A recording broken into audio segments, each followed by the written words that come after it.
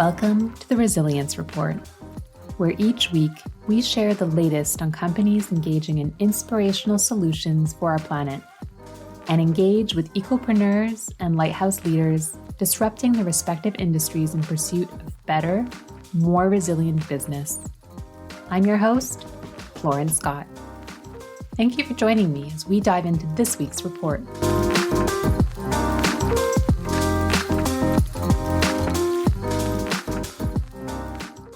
My very favorite thing about hosting the Resilience Report is chatting with our guests. But a close second, however, is doing the research on the topic beforehand. This next episode was no exception. In fact, the more I researched the company, the more I was just dying to speak to their CEO. Why? Because my research found me going deep into two topics that I care a ton about: buildings and renewables. Nostromo Energy offers true sustainability through energy storage. More specifically, the company accelerates the renewable energy revolution by reducing our reliance on fossil-based energy while contributing to a more stable electric grid. All that to say, once having completed my research, I could not wait to speak to their CEO, Yoram Ashery. With over 20 years of leadership in healthcare, Yoram has overseen startups to commercialization, leading 3 IPOs and acquisitions.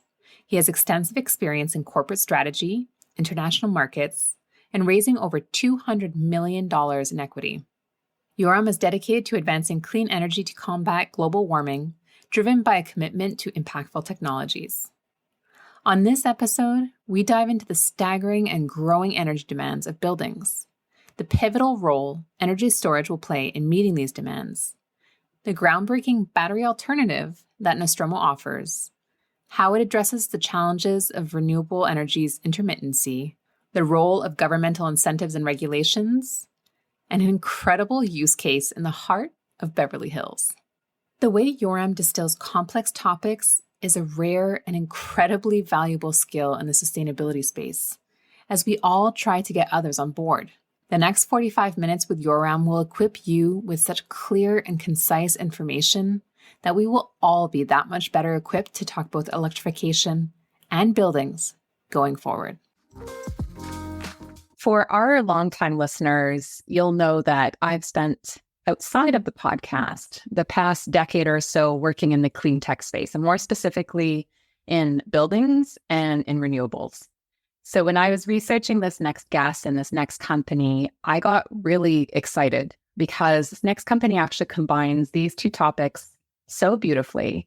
And today, to share a little bit more about Nostromo Energy is their CEO, Yoram Ashery. So welcome to the show, Yoram. Thank you very much, Lauren. Pleasure to be here. And because we have listeners of all different backgrounds, I'm going to start us off really high level. I want to go into the details right away, but we'll start high level. I think most people can understand that buildings use energy, but I don't think many people understand how much demand that buildings actually place on the grid and energy demand. So can you help us understand that a little bit more? And then maybe directionally, do you feel like this demand is just going to get more and more challenging? Yes, absolutely. So according to the Department of Energy in the US, there's plenty of data about the energy market. It's actually 74% of electricity. Okay, it's not just energy. If you look at energy, there's other obviously forms of energy, but we're just looking purely electricity. It's 74%. And why is it important to focus on electricity? Because we're in the electrification era, electrifying everything, right? Heating, transportation, etc. And most of the charging, if you talk about EVs, is done in a building. It could be a parking garage, could be your home, could be your office, could be somewhere. There's some in the public space, but it's mostly going to be in buildings. Heating will become electric as well, right? So that's the goal. The idea is to electrify everything and then make sure that the electricity is generated from clean sources. So today we're at 74%. We're probably going to get much higher than that as this, trend continues on electrification. And we have some new loads coming on, like think about data centers and AI and what that's going to bring on. So, people are talking about building nuclear plants just to supply the electricity requirements. And these are also some forms of buildings.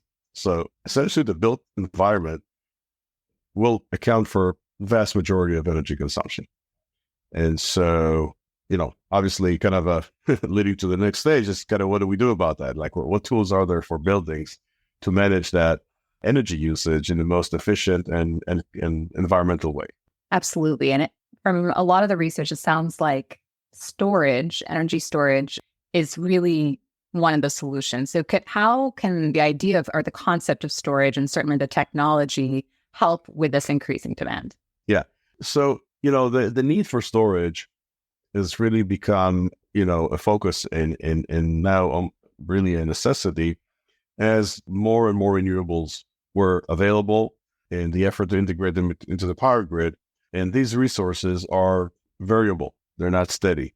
And so the way to stabilize that energy supply is through storage. So you store when it's available, and then you provide the energy from storage when those resources are not available. I mean, take solar as an example. So you have abundance during the day, you have zero at night, store as much as you can during the day, and use the stored energy at night.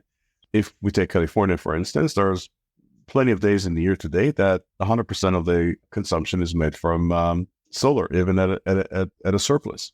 On the other hand, when you come to the peak hours, which is like between 4 and 9 p.m., the sun is going down, demand is going up, you have that daily ramp-up phenomena, and then you start to use all the peaker plants, all these inefficient gas turbines that just work a few hours a day, and therefore they're least efficient and most polluting, and that those account for a very significant portion of most of the carbon emissions related to electricity production. Storage can help you avoid that. So if you can use the energy during those hours instead of using those peaker plants, then you'll be saving a lot of carbon and other pollutants released to the atmosphere. So that's where storage really comes to the equation. And tying that to buildings is because you can put storage into places. You can put this on the front of the grid or the meter, or let's say on the grid side, on the supply side.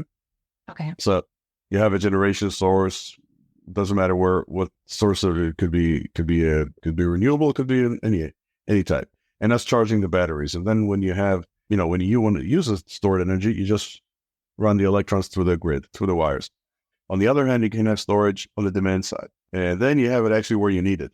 So you're not dependent on a grid anymore. You're not dependent on infrastructure. You have the energy on the side of the demand. And that can save you all the infrastructure in the middle. It's much more reliable and resilient, okay, because you already have it on the side of the demand, not on the side of the supply. And that's where buildings come into play, because that's when 74% of electricity is consumed. So that's where you really want to have that storage in place. And that's why we believe that buildings have not just we, but I think it's now supported by many other groups and regulators and so on, that buildings have a key role in the whole energy transition and modernizing the power grid, and storage in buildings is a major component of that. I think two pieces in that for me are a big eye-opening moment, because I, again, have worked in the renewable side, and certainly we're talking about storage, but I think we were mostly talking about storage on the supply side. So I'm less familiar of learning about actually having storage where you need it and having that locally. So I think that's brilliant. And from a storage side, I've always associated it probably with your classic battery, or at least that's how I picture it from a storage standpoint. But the technology at Nostromo Energy is really different. And I would love for you to share how that is different, because I didn't even know necessarily that this existed. So I think our listeners would love to learn more. Sure. Well, love to. Yeah. So storage is almost synonymous with batteries, with lithium batteries. And just Google energy storage, and this is what you're going to find mostly. And because, when the grid started to procure more storage, lithium was the technology available, still is. But because of the safety issues, and we know what's happening when a little scooter goes off in an apartment, and the dangers of lithium when it catches fire. So for that, most of that went on the supply side. It's easier to put a battery farm outside in the field, so where damage can be easily contained, as opposed to a building or an apartment. And so that's how, and so it's easier to scale and build big storage facilities in those outer areas. And that's why all storage right now, not all, but 90+% of storage goes on the front of the meter or the grid side. Buildings don't really want to have those, big, if you were thinking like an office building or a hospital or hotel or any of those, they would need batteries in the scale of several megawatt hours. Okay, this is several containers of lithium batteries. They don't want to put those things inside a building for obvious reasons. And so that's why they really didn't think that storage is relevant, because storage is batteries. No, we don't want that. So they're not in the game. So only 1% of storage really goes into the commercial buildings, which are the biggest users. So if we talk about 74% of the electricity in buildings, 50 to 60% goes into the commercial and industrial, and the rest goes to residential. So the safety, the regulatory barriers, regulatory in the sense of like fire codes and those kind of things, which make the installation much more complicated, expensive, etc., really kept him out of this game. And he has to think about, okay, what are the benefits? Okay, why would a building even have a motivation to install storage? Why would you play in this? This is the grid's problem, right? I'm a consumer. I just want to flip on a switch and get my power. I don't want, that's your problem, not mine. And true, the grid is responsible, but here becomes the decarbonization factor. Buildings want to be green. Okay, it's good for business. It's good for climate. Buildings being rated for their carbon footprint. In real estate investors raise their capital, it reduces their cost of capital if they're showing the buildings have a better carbon profile. And so, and storage is probably the most impactful way to reduce the carbon footprint of a building. And I think that goes to the question of when do you consume energy? Because if you consume the energy while, most of it is clean, you can consume how much you want. I mean, it's like good cholesterol and bad cholesterol. Well, so you got good kilowatts and bad kilowatts. If you go consume them all good kilowatts, nobody's going to care how much. When you consume the bad ones, that's when it's a problem, because those are emitting a lot of carbon. So if you can draw electricity during the day when it's clean, first of all, your carbon footprint is pretty small, is low, could be even zero. If you can draw more and store that, then during the evening and using that during the evening, that allows you to avoid using the more carbon intensive electricity of the evening and instead use it from your storage. And by that, you can reduce your carbon emissions from the building. And now the building has an incentive to do that. The other incentive is that electricity costs are starting to climb rapidly. Part of that because of the energy transition. There's more infrastructure to be placed. Sources are less reliable. Again, that's the nature of renewables. And that brings more costs to the power market. And we see that reflecting on the consumer prices. So how can you save energy costs with storage? Same thing. If you have a time of use tariff, which is in most states you have, then you have peak prices and off-peak prices, and you can store your energy during off-peak prices and avoid using it during peak prices. You're playing this arbitrage, and you're able to reduce your energy costs. So buildings now are getting a big benefit from installing energy storage, and it's getting more interested. And then comes the question of the technology, okay? Because lithium is, like we said, is a problem from a safety perspective. And so looking at safe technologies, and this is the category that we're in, thermal energy storage, specifically for cold energy, is a completely safe category. We're not the only ones who are doing it, but we have engineered it in a way that almost every building can install that. First, let's talk a little about what thermal energy means, and then we can, how do the practical side of that. So about 50% of the energy in a building goes for thermal conditions, heating and cooling. We're taking care right now of the cooling side because this is what's using electricity. Okay, heating is still mostly gas.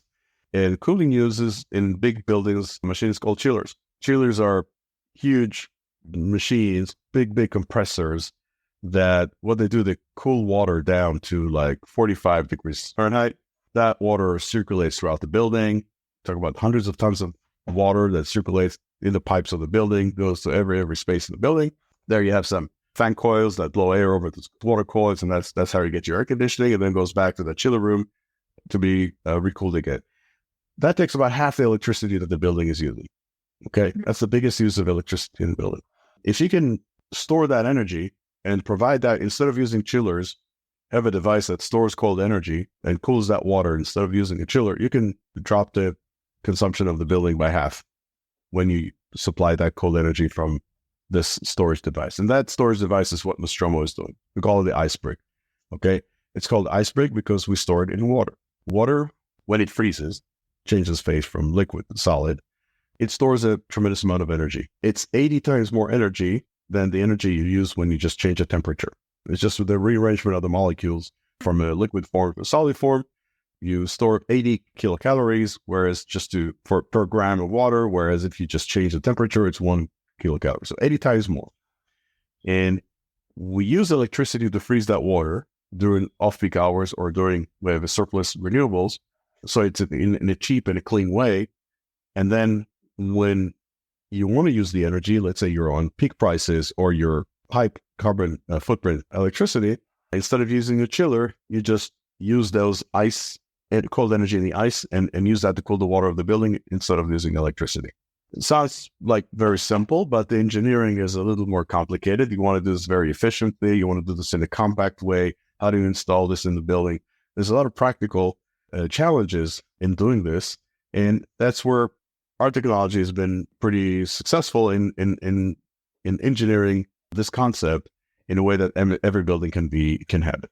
Well, I appreciate you distilling it. No, but I appreciate you distilling it to that level. And I know you're saying it sounds overly simple, but I think that's what's needed is that level of description for everybody to understand. And I work with a whole department of engineers, and I know it's never that simple. So I appreciate you distilling it to that level.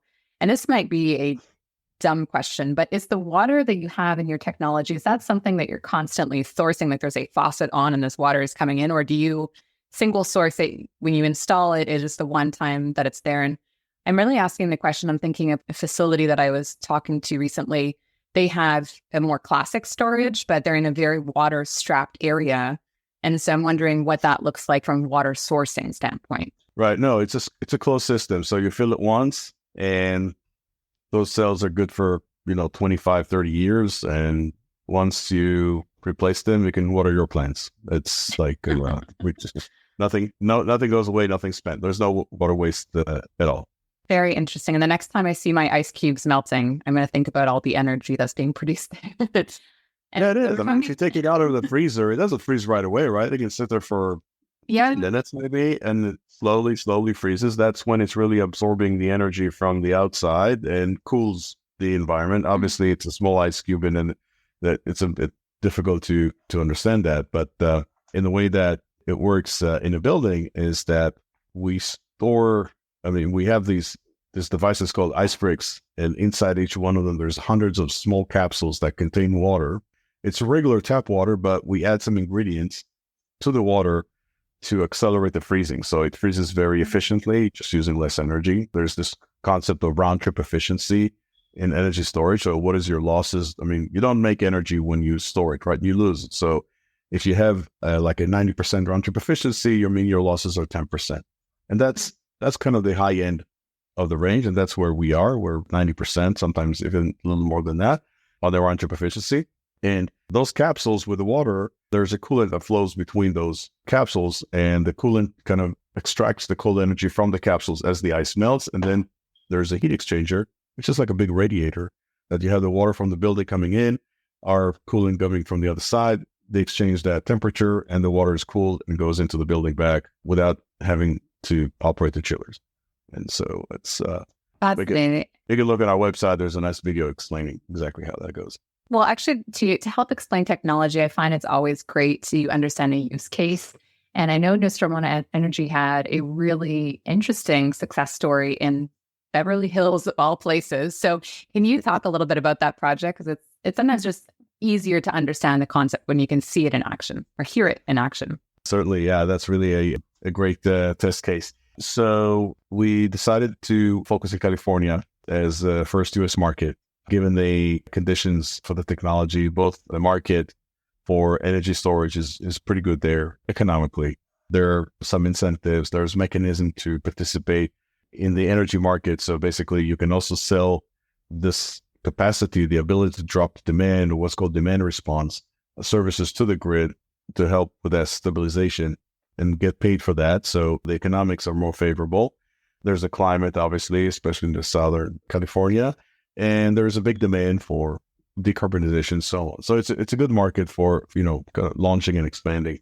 And we looked for a building that would be well-known, well-recognized, well-respected. And we met with the owners of the hotel, and they have a strong passion for these kind of things. And despite the building being 70 years old, it has a lot of innovation in it in regards to using gray water insulations and not those kind of things. So they're really trying to look at new technology.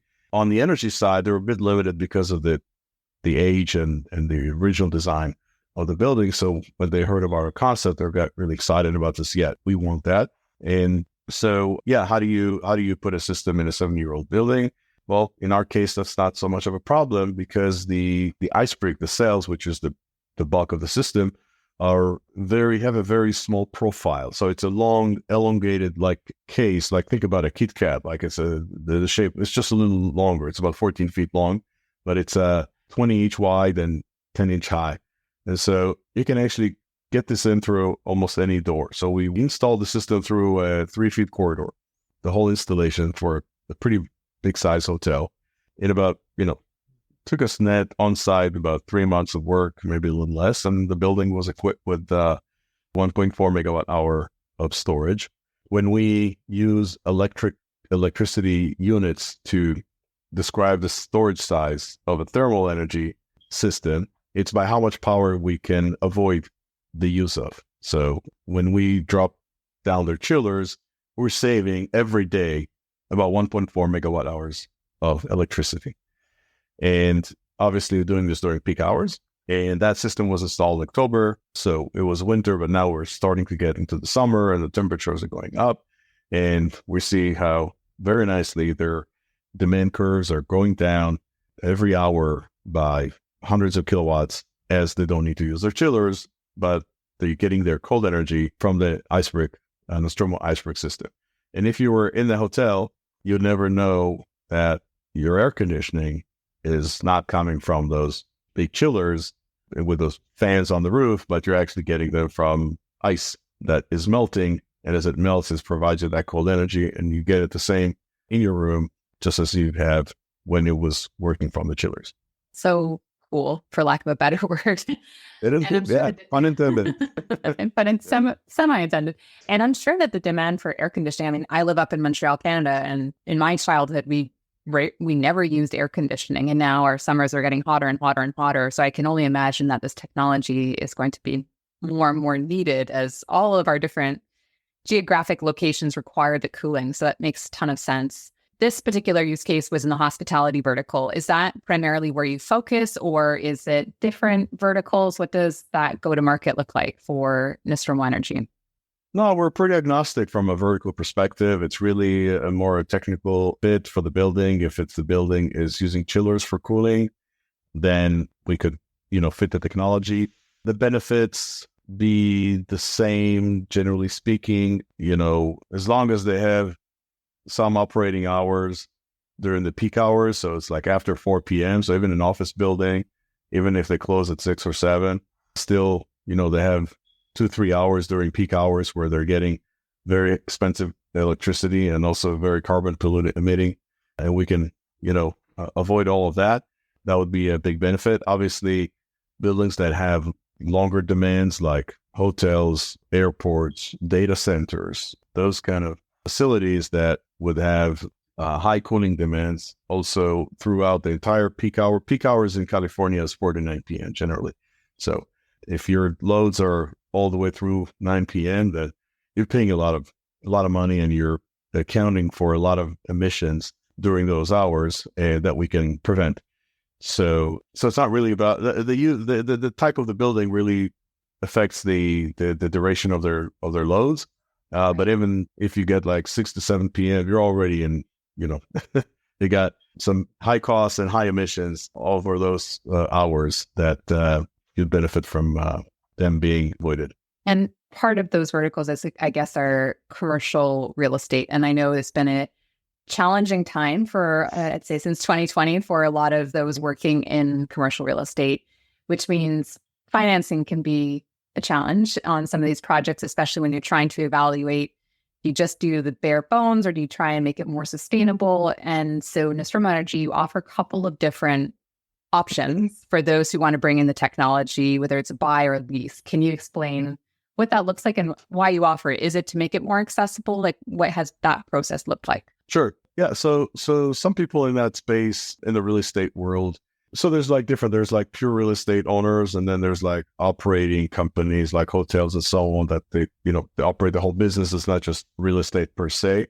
And some of them have what's called a preference for CapEx, meaning they would provide the capital because they have access to low cost capital. And so if you propose an improvement and it has a good ROI, then they will just buy it and put it in place. Others have a preference for OPEX. So they would like to get this as a service or in a way that they don't have to pay for it. They just get the benefit. Obviously, it would be less than if they owned it because somebody has to pay for the cost of this upgrade or improvement, but they don't have to invest anything. And given that we're in the era of high interest rates and a lot of those businesses are still recovering from COVID and occupancy is not as great and so on, then there's a much more preference for the OPEX offering or model as opposed to the CapEx. And they would reserve their capital for upgrades that they cannot have as a service. And so like if a hotel needs room upgrades and stuff like that, it's hard to get as a service, for example. Now, what we're proposing, the benefits we're proposing is not just, reducing their net operating income of a building, but also reducing the carbon footprint, which is also good for business. So it can, there's marketing advantages, of course. So realizing that, we developed this service offering we call it ESAS, like energy storage as a service deal, where we basically install at our costs and the building just enjoys energy cost savings and all the operational savings, like carbon savings and so on. And they don't have to pay anything, you just pay a service fee, which is a percentage of their savings. So no savings, no payments. And they could reduce, their cooling costs by 20, 30% or so, based, compared to their utility costs, sometimes even more. So that's the proposal, or that's the deal that we're offering now. The funding is actually will be coming from partly Department of Energy. There's this program called Loan Programs Office, where they provide financing for new technologies, new clean energy technologies, and to help accelerate their market penetration. And also some private investors. So we're working on something between 120 to 200 installations in California. Currently, this is limited to California because this is where we started. There is a meaning to the geography in terms of focusing the logistics, the manufacturing, the installation, the after-sales support. I mean, there's an operation that goes with that. It's not just, we don't send you this by the mail. So we got to be in the area, but we definitely think about expanding into other areas and offering the same service, energy storage as a service to commercial buildings. There's since we're focusing on the larger buildings that have chillers tend to be like 100,000 square feet on floor space and up. There are other solutions for smaller buildings. I can talk about that a little bit also. These are smaller units called rooftop units, for instance. And so there's other companies on the market that offer that. Like there's a company called Ice Energy, for example, that they do something similar to ours, but for the smaller buildings. We're taking care of the larger buildings, like hotels, big office buildings, hospitals, airports, that kind of stuff, and which is, obviously scalable. So those buildings are about 25% of the total square foot of commercial real estate in the country. And so there's plenty of work to do to get them all fitted with storage. Well, I'm just saying, we started talking about electrification and right now we're talking just the cold side of the energy, but there's also the heating side. And as heating becomes electrified, we're going to be seeing the same phenomena as we see with air conditioning now. So air conditioning today, because it's like only on the summer, right? If you look at a load curve of any state, any market, it doesn't have to be like California, but anywhere, you see this rising in the summer and then it goes back low because in the winter, the heating is not from electricity. Once we electrify heating, we're going to see that same peak occurring also during the winter. This peak behavior causes the grid to be utilized by only 40% of its capacity. So the grid is only sending out or distributing 40% of the electrons it could if it was working and fully efficient. And this is because of that volatility. So if storage can levelize the demand, okay, because during the peak hours, buildings will consume from their storage, we could do with half the grid we have now. Just think about the billions and billions, hundreds of billions of dollars, trillions that are going into building grid infrastructure. And the nuisance of building this inside the cities, like, you got to close a street and you started digging under to put these high voltage lines. I mean, and it's becoming more and more expensive, especially on the last mile, literally. If buildings could provide their energy uses during peak hours from storage, you could do with it without half of the grid. That's so fascinating, because so much of the conversation, at least if you're reading the news in this area, is really just around this idea of our grid can't handle electrification of where we're going. And so this sounds so complementary to that transition of making sure it's more balanced and steady throughout. You did mention some maybe more governmental incentives. Do you see maybe from a regulatory standpoint that we're going to start seeing changes that are going to impact the way buildings are managing electricity or energy, depending on what the mix is? And what kind of role does storage play in that future, in those changing regulations, whether it's specifically in California, across the US, or globally?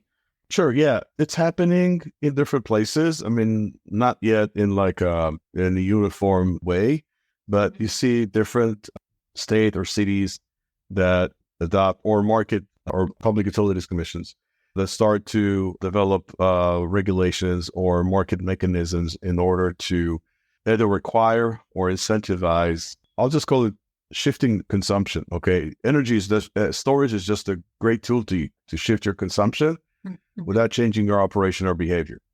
All right. So if I tell you that, to charge your EV in a certain hour versus another hour, and you're at home, that's fine. But I cannot tell you to turn your air conditioning on in another 1 hour, not the other hour, because you turn on when you need it, right? You don't have that flexibility. Businesses even have less flexibility. And so regulations around time of use, like power prices, peak and off-peak prices, those kind of things are starting to become much more common.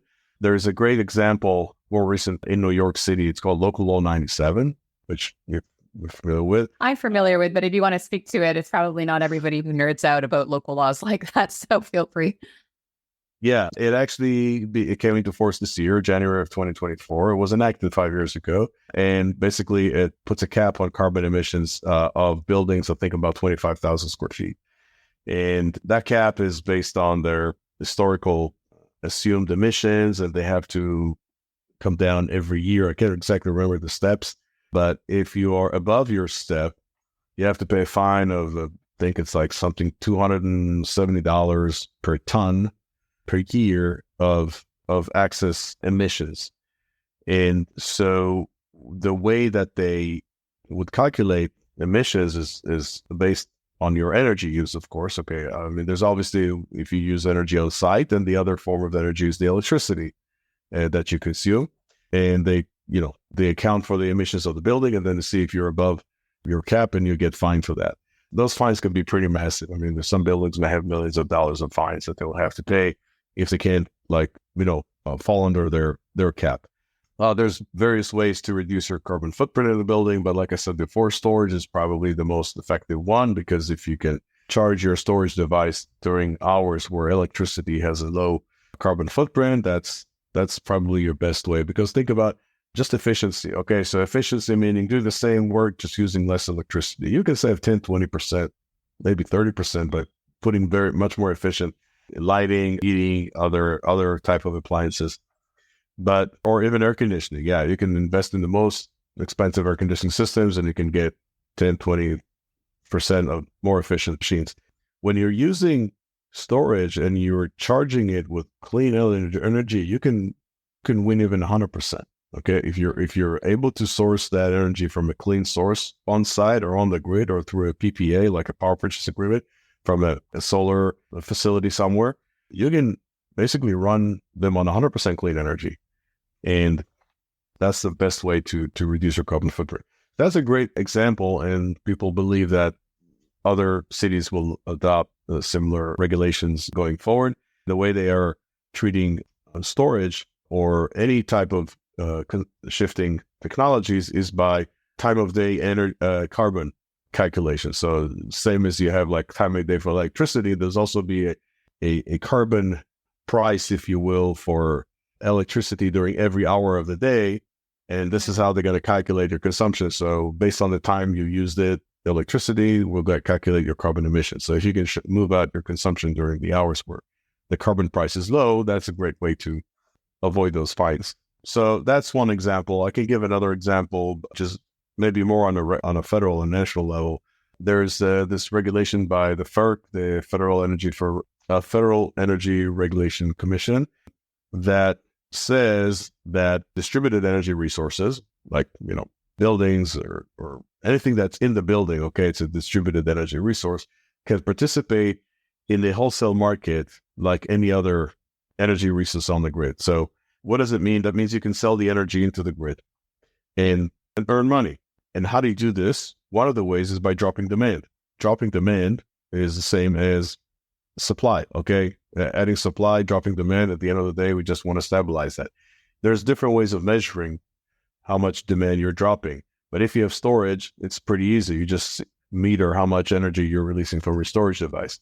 If you do this based on the market signals, that is through the system operator, you can provide a bid and you get a schedule and you operate it based on that schedule and you get bid and you get paid. And that's part of your economics of a system. It's a little complicated to do. That's something that we provide our customers as a service, but that enhances the economics, make it much more profitable to install this kind of technology. So that's a great example how market mechanisms can provide the incentives without putting any more dollars. It's just redistributing the dollars. So now they can even call it democratizing the market, because now a building owner can, hey, I can participate in the energy market and not just a big power plant. Like we're both part of the same market. They're selling electrons and I'm selling avoidance of electrons. At the end of the day, it's about when supply meets demand. So that's another example of a very important regulation.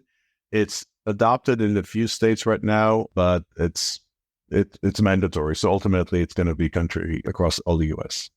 You've been so helpful at distilling some of these concepts that are a little bit more complicated. One that I think, unless you're in the space to understand, you mentioned the power purchase agreement, and then there's also the virtual power plant. I think when we think of a power plant, we think of one kind of infrastructure within our neighborhood that then feeds it that last mile, like you were talking about. What is a virtual power plant and maybe even the power purchase agreement? How did those two concepts come together? And then how do they overlap with Nostromo? Right. So that's exactly what we just talked about, really. So the virtual power plant is really an aggregation of distributed resources. So typically a single resource to participate in the energy market, it's a little complicated and sophisticated. So normal consumers are not going to have the capabilities or the time to do this. Once you put a large number of them together, and there is another player that manages all that, then you have the scale to do this much more efficiently, and that's actually the virtual power plant. So a virtual power plant operator basically has the means to control a large number of distributed resources. Could be storage, could be thermostats, okay? It could be anything that can change the load on the grid, okay? Either provide load or reduce load, all right? And you can do this and you can control that.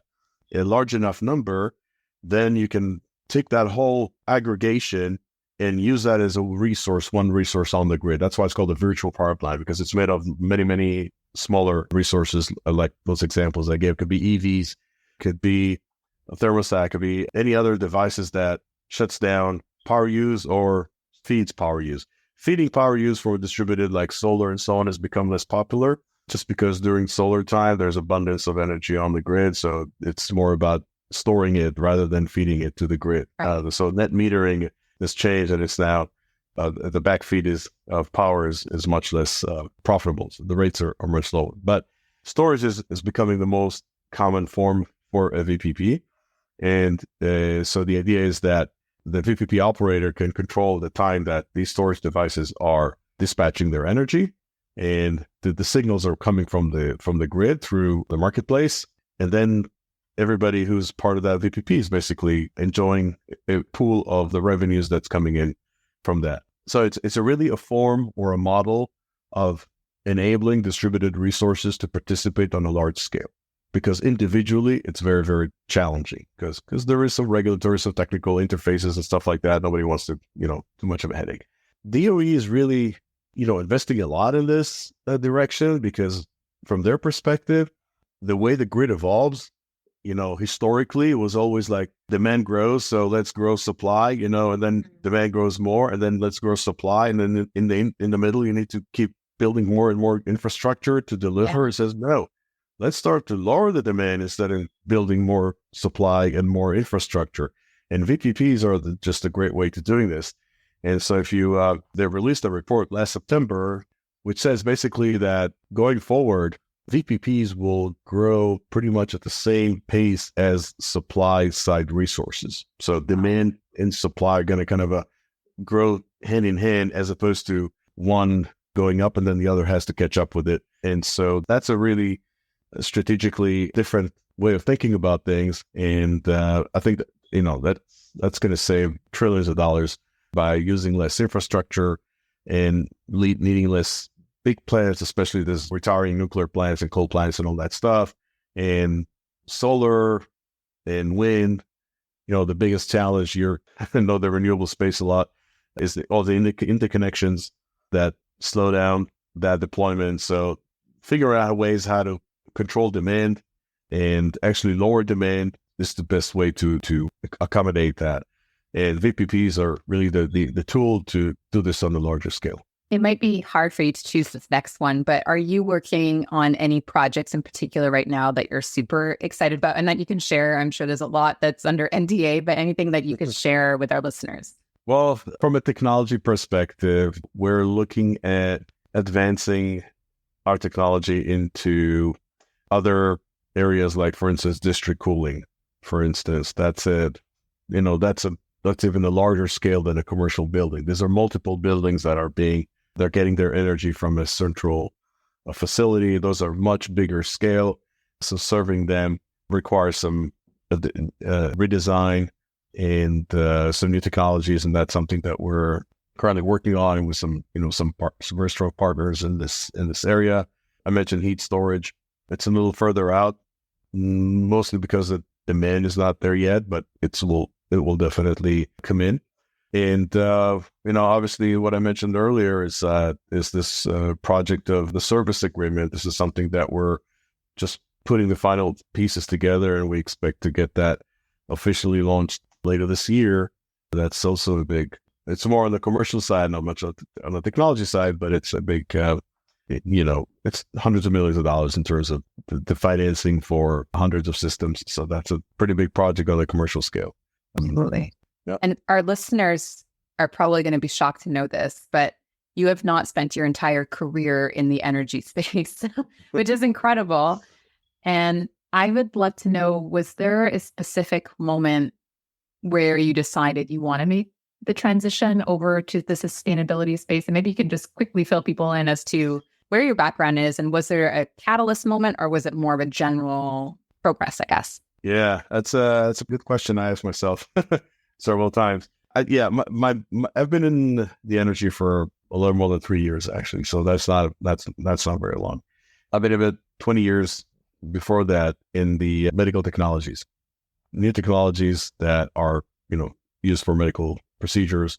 And one of the challenges in that industry is that it's very regulated. Like energy, okay, it's not so different in that sense. Both are highly regulated, and anybody who's working in the industry is frustrated by the time it takes you to bring a new product to the market or to make a change in the product. Okay, it's just like years and years, and then also to have a product sold, you need the reimbursement or the medical coverage, the insurance coverage, and so on. So that it takes more time. So innovation, I like innovation generally speaking, and this is one of those mountains you need to climb every time when you got a new idea, you want to bring it to the market. And then when COVID happened, we saw something amazing. We saw, like, in less than a year, regulators approved 3 vaccines. It would take them 10 years to approve a vaccine if it wasn't a crisis. So, when there's a crisis, regulators move much faster, 10 times faster. And in the energy world, we're in a crisis. And that's why things are moving so fast. And I'm generally not a very patient person. I like things to move fast. So I says, wait a second. I want to be in a market that moves fast and solves problems. I was in the medical field because it, has an impact. It improves the place we live. And that's kind of what, gives me a lot of, meaning to what I do. But working so long to get something done was difficult. I see it here in the energy market. Things can move so much faster now.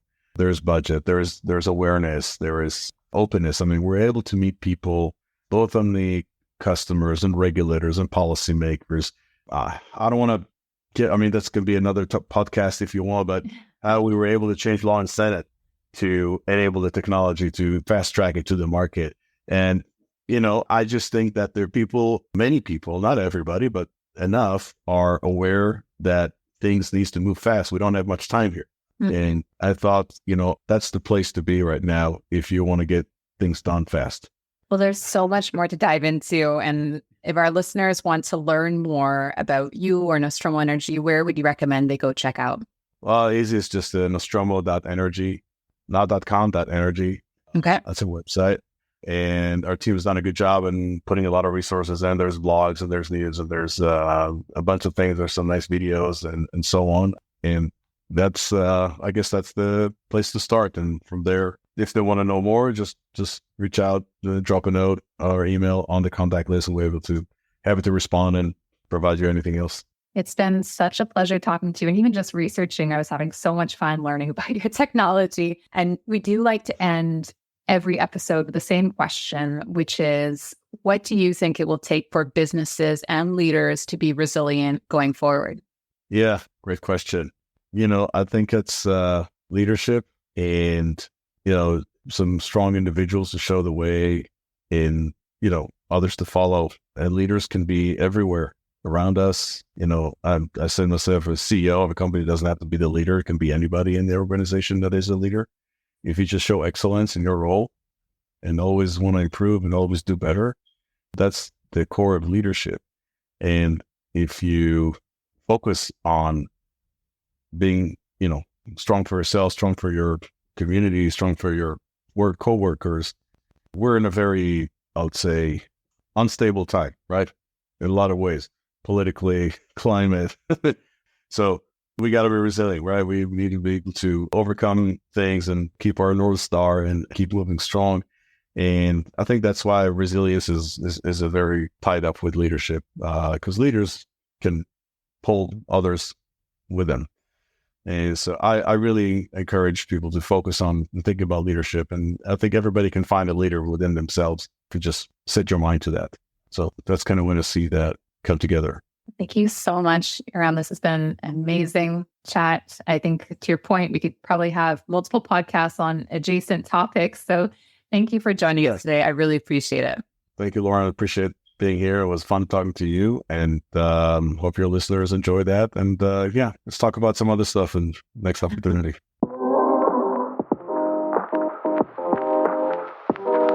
I hope that you've enjoyed this week's edition of the Resilience Report.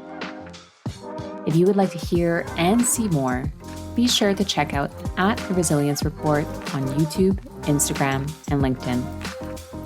Until we connect again, remember, even on the darkest of days, we all have the opportunity to be a lighthouse for others as we collectively pursue better, more resilient business.